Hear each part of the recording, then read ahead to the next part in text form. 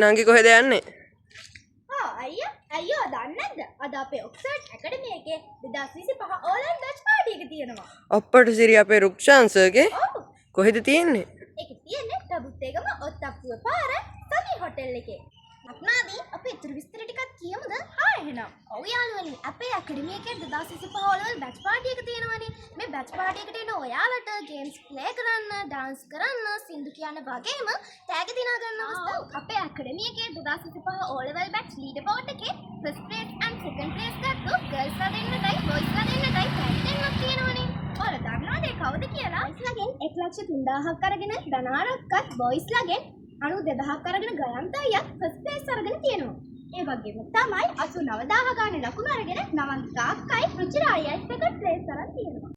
යාළුවනේ අද හවස 4 වෙද්දී ඔයාලත් සමි හොටෙල් එක ගාවට එන්න.